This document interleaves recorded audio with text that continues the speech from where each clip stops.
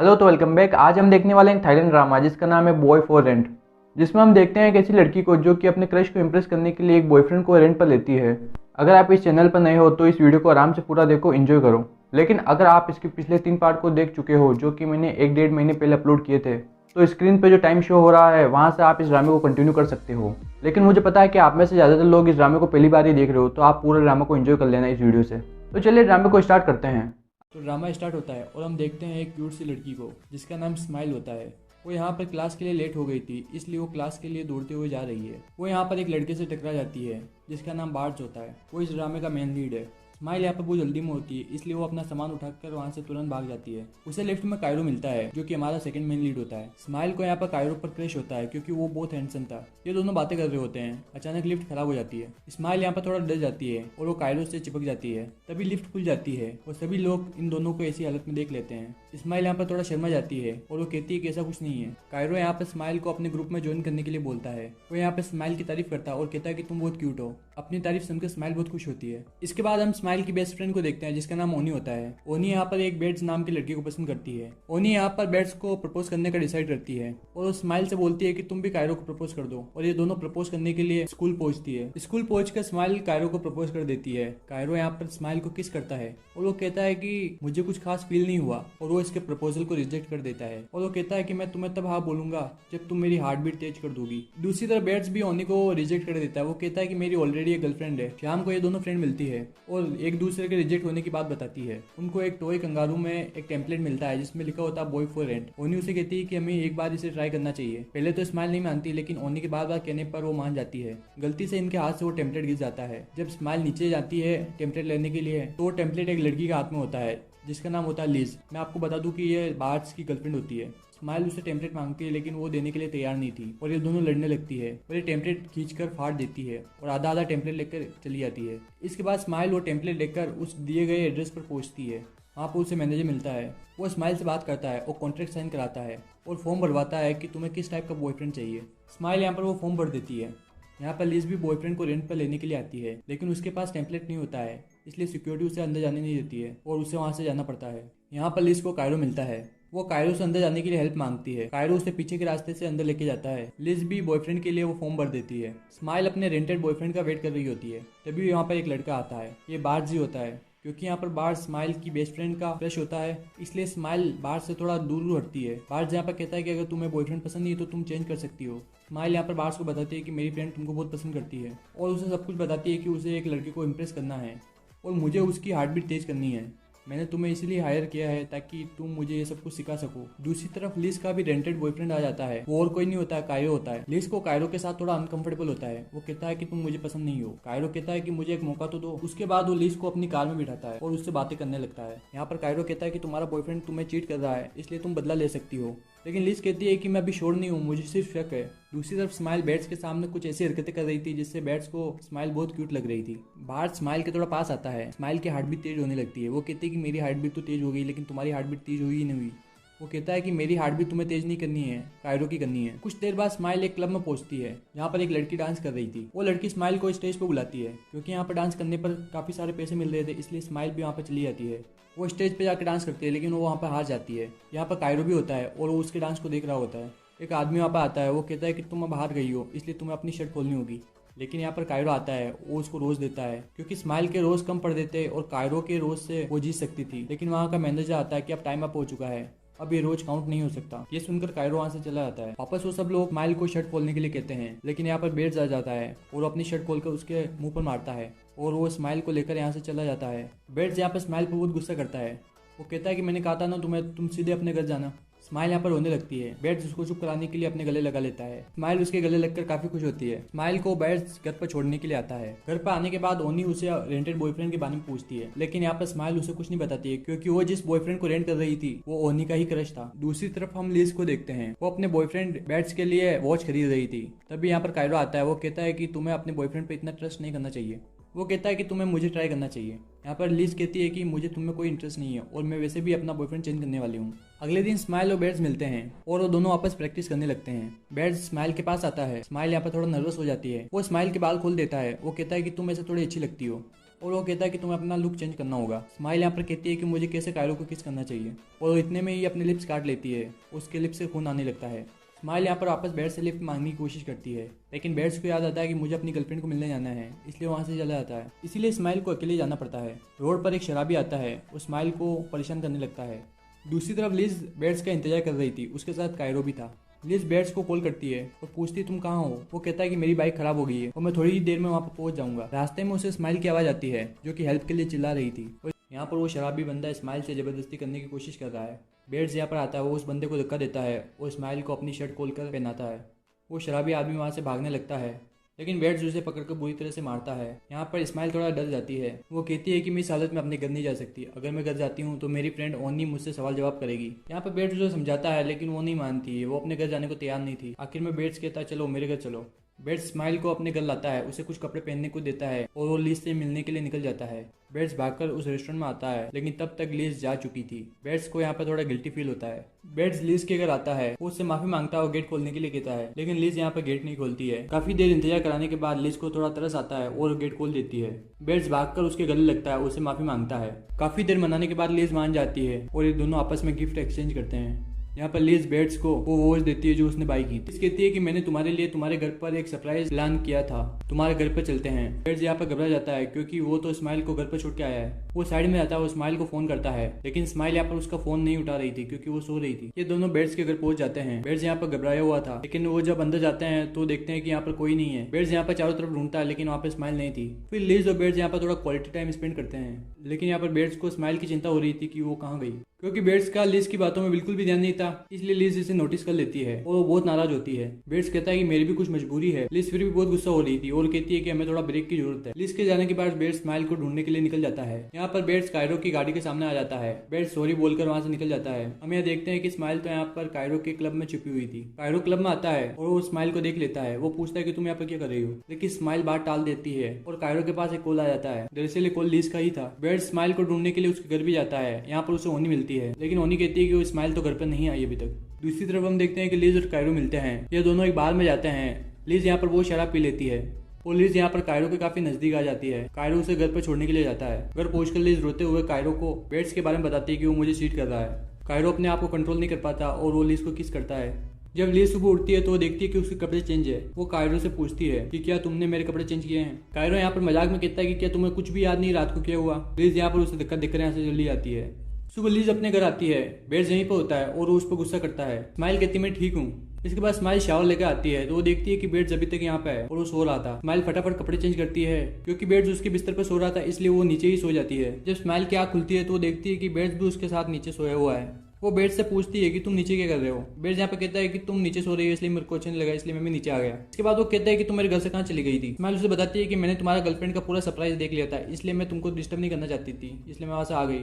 फिर beds Cairo को पटाने के लिए स्माइल को सेकंड लेसन देना स्टार्ट कर देता है। इस प्रोसेस में ये दोनों काफी करीब आ गए थे। ये दोनों किस करने ही वाले थे, तभी ओनी का फोन आ जाता है। वो घर पर आ गई थी। स्माइल गेट खोलती है। जब ओनी को पता चलता है कि बेड्स अभी तक उसके घर पर ही है, ये सुनकर ओनी बहुत खुश हो जाती है और वो कहती है कि ये तो डेस्टिनी हो सकती है मेरे को और बेड्स को मिलाने के लिए।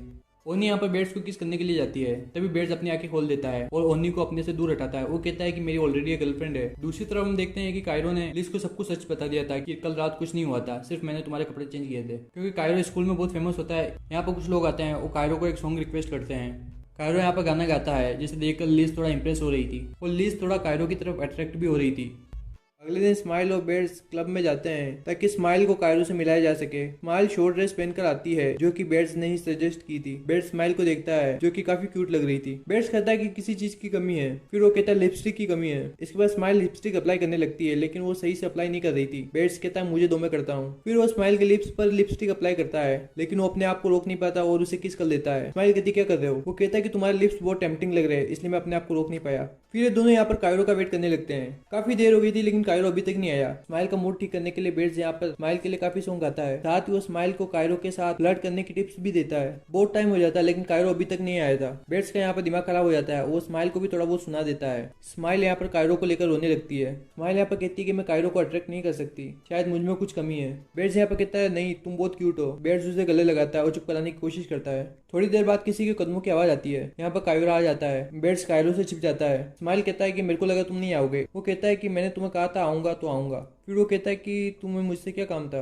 वो कहती है कि मुझे गिटार बजाना सीखना है। इसके बाद कायरो स्माइल को गिटार बजाना सिखाता है। स्माइल और कायरो काफी नजदीक आ जाते हैं। कायरो स्माइल को किस करने ही वाला था। बेड जिंदा देखकर केन को स्क्वीज कर देता है। वो कायरो इसे देख लेता है। कायरो कहता है कि कौन है यहाँ पर। कायरो से पूछता है कि तुम यहाँ पर क्या कर रहे हो। वो कहता है कि गलती से मैं यहाँ पर आ गया और मैंने तुम दोनों को देखा नहीं। फिर कायरो बोलता है कि अगली बार ऐसा नहीं होना चाहिए और तुम फिर कभी यहाँ पर दिखना मत। स्माइल भी कहती है कि मैंने ही ध्यान नहीं दिया था। कायरो यहाँ पर कहता है कि मुझे और भी कोई काम है इसलिए मैं जा रहा हूँ और वो वहाँ से चला जाता है। कायरो के जाने के बाद स्माइल बेड्स पे गुस्सा होती है कि तुमने मेरा सारा काम खराब कर दिया। बेड्स कहता है कि ये सब गलती से हो गया। दूसरी तरफ कायरो जाके लीज से मिलता है। लीज यहाँ पर बेड्स के लिए रो रही थी। कायरो उसे चुप कराने की कोशिश करता है। तभी यहाँ पर बेड्स आ जाता है। वो इन दोनों को एक साथ देख लेता है। कायरो को लीज के साथ देखकर उसे बहुत गुस्सा आता है। वो कायरो को मारने जाने ही वाला था। तभी उसको लीज की बात याद आती है कि वो रिलेशनशिप से कुछ ब्रेक लेना चाहती है। ये बात याद करके वो वहां से चला जाता है। लीज यहाँ पर काफी ड्रंक हो जाती है, इसलिए कायरो उसे घर पर ड्रॉप करने की सोचता है। बेड्स भी लीज को फोन करता है ड्रॉप करने के लिए, लेकिन यहाँ पर लीज मना कर देती है। वो कहती है कि मैं खुद ही चली जाऊंगी। लीज यहाँ पर बेड से झूठ बोल रही थी। उसके बाद कायरो लीज को एक ब्रिज पर लेके जाता है। वहाँ पर ये दोनों थोड़ा टाइम स्पेंड करते हैं। दूसरी तरफ जब बेड्स अपने घर पहुंचता है तो वहाँ पर स्माइल थी। स्माइल यहाँ पर बेड्स का शर्ट देने के लिए आई थी। स्माइल यहाँ देखती है कि बेड्स ने यहाँ पर काफी ड्रिंक कर रखी है।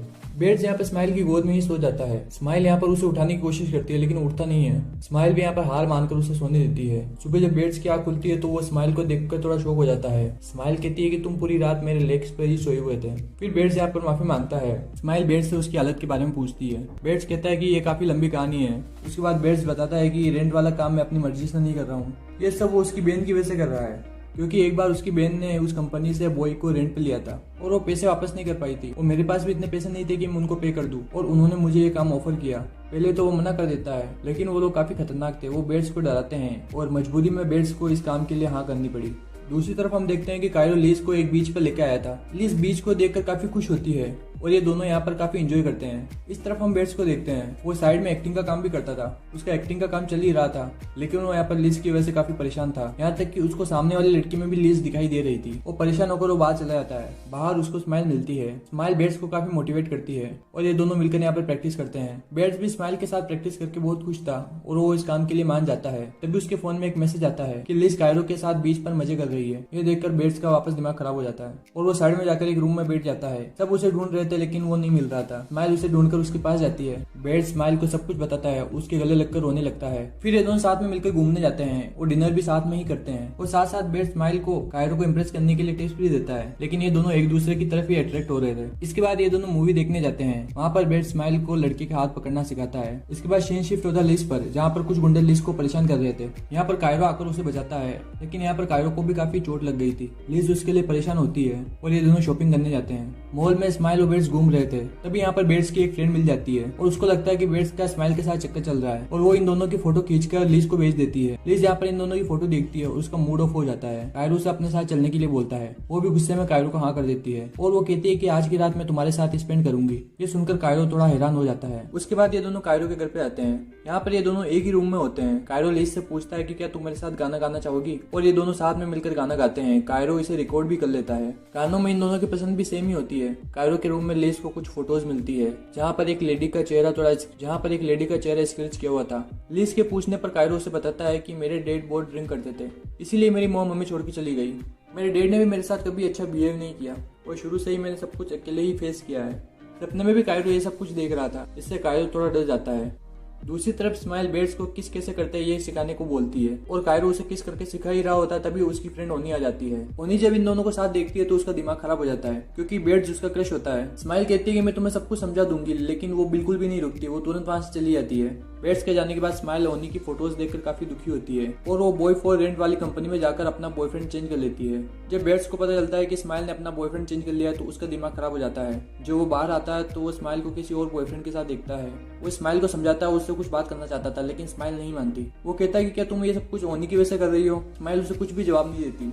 यहाँ पर उसका नया वाला बॉयफ्रेंड कहता है कि तुम फिक्र मत करो, मैं तुम्हारे क्लाइंट का बहुत अच्छे से ध्यान रखूंगा, और वो स्माइल को लेकर चला जाता है। फिर हम देखते हैं कि कायरो का फ्रेंड लिज और कायरो की एक वीडियो देख रहा होता है। वो सोचता है कि कायरो अभी तक किसी लड़की के साथ इतना क्लोज नहीं हुआ कि वो उसके साथ सिंगिंग करे। दूसरी तरफ हम देखते हैं कि ओनी घर आती है। स्माइल उससे बात करना चाहती थी, उसे सब कुछ समझाना चाहती थी, लेकिन वो नहीं मानती है और वो अपना सारा सामान लेकर वहां से चली जाती है। रात में हम लीज को उसके क्लब में देखते हैं। यहाँ पर आज मेन सिंगर नहीं आया था और कायरो भी नहीं था, इसीलिए उसकी फ्रेंड कहता है कि तुम बेड्स को पूछो। लीज बेड्स को फोन लगाती है, वो उसे आज रात के लिए गाना गाने के लिए बोलती है। बेड्स ली को हाँ कहता है। वो कहता है कि मैं बस थोड़ी देर में पहुंच रहा हूँ। उसके बाद बेड्स वहाँ पर जाता है और लीज के साथ सिंगिंग करता है। उस तरफ हम देखते हैं कि स्माइल अपने नए बॉयफ्रेंड के साथ थी। यहाँ पर उस बॉयफ्रेंड के कुछ एनिमीज मिल जाते हैं और इनके बीच में कुछ पंगा होने वाला था। सीन शिफ्ट होता है और हम लीज को देखते हैं जो कि बेड्स के साथ थी और हमें लगता है कि इन दोनों का सब कुछ सही हो रहा है। तभी बेड्स को स्माइल का मैसेज आ जाता है। वो कहती है कि मैं मुसीबत में हूँ। जहाँ पर हम स्माइल को देखते हैं, वो बंदे उस नए वाले बॉयफ्रेंड से बदला लेने के लिए स्माइल के साथ जबरदस्ती कर रहे थे, स्माइल को परेशान कर रहे थे और वो बॉयफ्रेंड भी यहाँ पर कुछ भी नहीं कर रहा था और वो स्माइल को सॉरी बोलकर वहां से चला जाता है। वो यहाँ पर स्माइल के साथ जबरदस्ती कर रहे थे। लीज और बेड्स यहाँ पर डिनर कर रहे थे। स्माइल के मैसेज की वजह से बेड्स का बिल्कुल भी ध्यान नहीं था। लीज इसे नोटिस कर लेती है।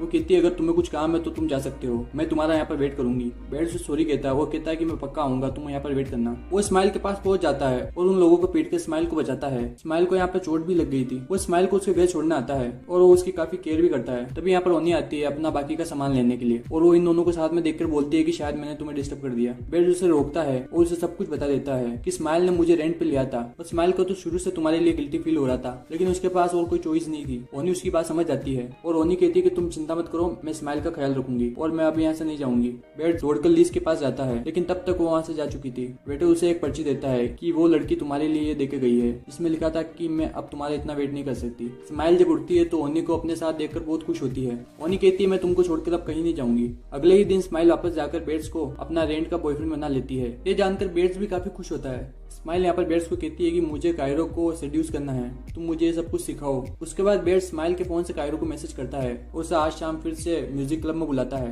और कायरो भी इसके लिए हाँ कर देता है। फिर स्माइल तैयार होकर बेड्स के साथ कायरो के क्लब में जाती है। यहाँ पर स्माइल काफी ब्यूटीफुल लग रही थी, लेकिन इस बार बेड्स को बिल्कुल भी अच्छा नहीं लग रहा था। बेड्स कहता है कि तुम जाओ, मैं अगले रूम में तुम्हारा वेट कर रहा हूँ। स्माइल यहाँ पर रूम में वेट करती है। कायरो तो नहीं आता, लेकिन एक दूसरा बंदा आ जाता है। वो स्माइल को पूछता है कि तुम यहाँ पर क्या कर रही हो। स्माइल कहती है कि मैं यहाँ पर कायरो का वेट कर रही हूँ। वो बंदा कहता है कि तुम काफी हॉट लग रही हो। उसके बाद वो स्माइल के साथ जबरदस्ती करने लगता है।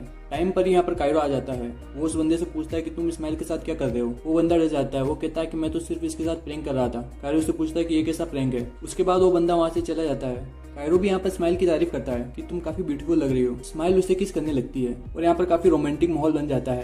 कायरो स्माइल के साथ इंटीमेट होने की कोशिश करता है, लेकिन यहाँ पर स्माइल को बेड्स के साथ बिताए हुए पल याद आते हैं और वो कायरो को रोक देती है कि मैं ये नहीं कर सकती और वहां से निकलती है और बेड्स के पास जाती है और वो बेड्स के गले लगकर रोने लगती है। बेड्स उससे पूछता है कि क्या हुआ, कायरो ने तुम्हारे साथ कुछ किया तो नहीं। स्माइल यहाँ पर कहती है कि मैं सब कुछ नहीं कर सकती। फिर हम कायरो को देखते हैं बॉय फॉर रेंट वाले मैनेजर के पास। फिर हमें पता चलता है कि कायरो यहाँ पर काम नहीं करता, वो तो उसका पार्टनर है। मैनेजर कायरो से पूछता है कि अभी तक तुम किसी लड़की से इतना क्लोज नहीं हुए हो। कायरो भी कहता है कि लीज कुछ अलग है। अगले दिन स्माइल और बेड्स मिलते हैं। स्माइल कहती है कि मुझे आगे की चीजें भी सीखनी है। बेड्स उसे कहता है कि ये कुछ ज्यादा नहीं हो गया, लेकिन स्माइल नहीं मानती है और इसके लिए वो एक होटल में रूम बुक करते हैं और ये दोनों होटल के एक रूम में होते हैं और हम देखते हैं कि लीज और कायरो भी उसी होटल में होते हैं। असल में आज कायरो का बर्थडे था, इसलिए वो लीज को यहाँ पर लेके आया था। बेड्स लीज को कुछ सिखाने ही वाला था, तभी स्माइल थोड़ा घबरा जाती है और रूम के बाहर भागने लगती है। बेड्स भी उसके पीछे पीछे भागता है और बाहर इन दोनों को कायरो और लीज मिलते हैं। ये चारों एक दूसरे को देखकर काफी शॉक हो गए थे। अपनी बंदी लीज को कायरो के साथ देखकर बेड्स गुस्सा होकर उसे पीटने लगता है। कायरो भी बराबर उसे पीटता है।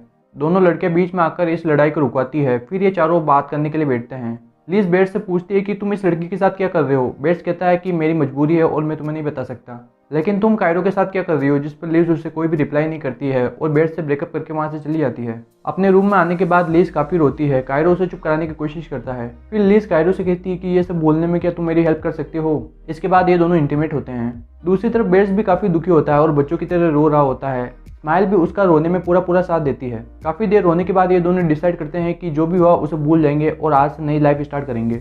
स्माइल कहती है कि आज के बाद मैं हर एक लड़के को लाइन मारूंगी। बेड्स कहता है कि मैं भी। फिर हम सुबह का सीन देखते हैं। जब स्माइल अपने आप को इस हाल में बेड्स के साथ देखती है तो रोने लगती है और बेड्स से पूछती है कि कल रात कुछ हुआ था क्या। बेड्स कहता है कि बहुत कुछ हुआ था।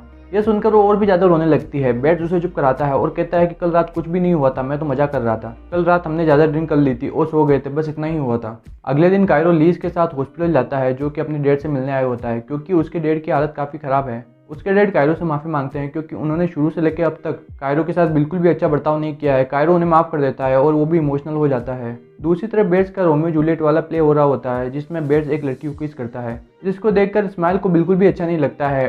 प्ले खत्म होने के बाद स्माइल बेट्स को फ्लावर देकर वहां से जाने लगती है। बेट्स कहता है कि तुम्हारी आंखों में आंसू कैसे। स्माइल रो देती है और कहती है कि पता नहीं क्यों मुझे तुम्हें किसी और लड़की के साथ देखकर बिल्कुल भी अच्छा नहीं लगता है। मुझे पता है कि मैं इतनी स्मार्ट नहीं हूँ, तुम्हारे लिए बिल्कुल भी परफेक्ट नहीं हूँ। बेट्स स्माइल को किस करके कहता है कि किसने कहा तुम मेरे लिए परफेक्ट नहीं हो, जहाँ पर सभी लोग इन्हीं को देख रहे होते हैं। वहीं कायरो भी लीज से मिलने के लिए आता है और उसे किस करके कहता है कि क्या तुम मेरी गर्लफ्रेंड बनना चाहोगी, जिस पर लीज उसे कोई भी रिप्लाई नहीं करती है। एक दिन लीज बेट्स की छोटी बहन से मिलती है जिसका नाम बोनी होता है। बोनी कहती है कि तुम्हारा और बेट्स का ब्रेकअप कैसे हुआ, जिस पर लीज बताती है कि वो मुझे चीट कर रहा था और किसी और लड़की को डेट कर रहा है। तभी बोनी कायरो को देखकर उसे पहचान जाती है कि ये तो बॉय फॉर रेंट में काम करता है और बातों बातों में बता देती है कि बेट्स भी मेरी वजह से मजबूरी में वहीं पर काम कर रहा है। बोनी के जाने के बाद लीज कायरो से मिलती है और कहती है कि क्या तुम्हें पता था कि बेट्स बॉय फॉर रेंट में काम करता है। कायरो हाँ कहता है। लीज कहती है कि तुमने जानबूझकर ये बात मुझसे छुपाई है और गुस्सा होकर वहां से चली जाती है। अगले सीन में बोनी स्माइल से मिलती है और कहती है कि बेट्स और लीज एक दूसरे से बहुत प्यार करते हैं और तुम्हें उनके बीच में नहीं आना चाहिए, क्योंकि बोनी बेट्स की छोटी बहन है, इसलिए स्माइल भी उसकी बात मान लेती है। इसके बाद बोनी अपनी भाई से मिलती है और कहती है कि मैंने लीज को बॉय फॉर रेंट वाली बात बता दी है, जिस पर बेट्स बोलता है कि मुझे अब इससे कोई फर्क नहीं पड़ता है क्योंकि मैं स्माइल से प्यार करने लगा हूँ।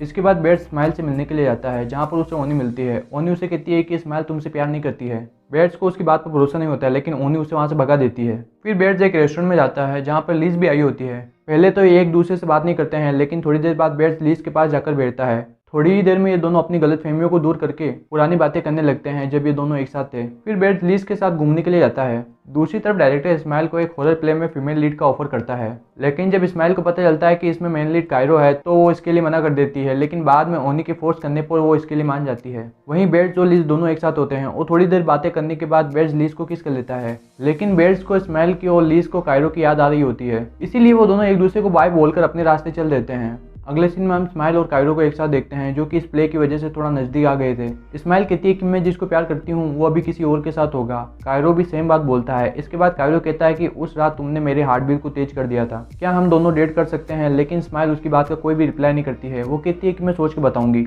फिर डायरेक्टर इन दोनों को एक क्लब में लेकर आता है जहाँ पर ये सब मिलकर एक गेम खेलते हैं जिसमें बोतल को घुमाया जाएगा और बोतल जिसकी तरफ आएगी उसको अपने पास वाले बंदे को किस करना पड़ेगा। बोतल को घुमाया जाता है और बोतल आकर स्माइल की तरफ रुकती है, इसीलिए स्माइल कायरो को किस करने वाली होती है, लेकिन बेट्स बीच में आ जाता है। वो कहता है कि ये मेरी क्लाइंट है और स्माइल को अपने साथ लेकर चला जाता है।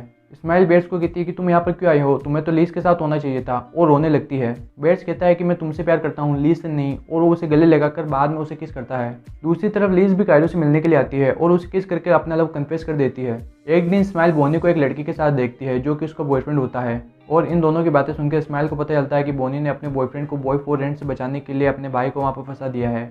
इसके बाद स्माइल इस लड़की का पीछा करती है और देखती है कि ये एक नंबर का झूठा है। इसने बोनी को अपने प्यार के जाल में फंसा रखा है ताकि इसको बॉय फॉर रेंट में काम भी नहीं करना पड़े और पैसे भी आते रहे, और मैनेजर भी इसके साथ मिला हुआ है। लेकिन वो लड़का स्माइल को यहाँ पर देख लेता है और उसके साथ जबरदस्ती करने लगता है। तभी टाइम पर बेट्स यहाँ पर आ जाता है जो कि स्माइल की लोकेशन ट्रैक करके यहाँ पर पहुंचा है, क्योंकि स्माइल काफ़ी देर से उसका फ़ोन नहीं उठा रही थी और वो इस लड़की को काफ़ी पीटता है। इसके बाद वो मैनेजर के पास जाता है और कॉन्ट्रैक्ट को फाड़ कर उसे भी पीटता है। अगले सीन में बोनी अपने भाई से माफ़ी मांगती है और बेट्स भी उसे माफ़ कर देता है। वो स्माइल को हक करके कहता है कि आज के बाद इतनी डेंजर सिचुएशन में पड़ने की जरूरत नहीं है। स्माइल भी उसे सॉरी बोलती है। फिर हम कुछ दिन बाद का सीन देखते हैं जहाँ पर ये दोनों कपल ऑफिशियल डेट करने लगे हैं।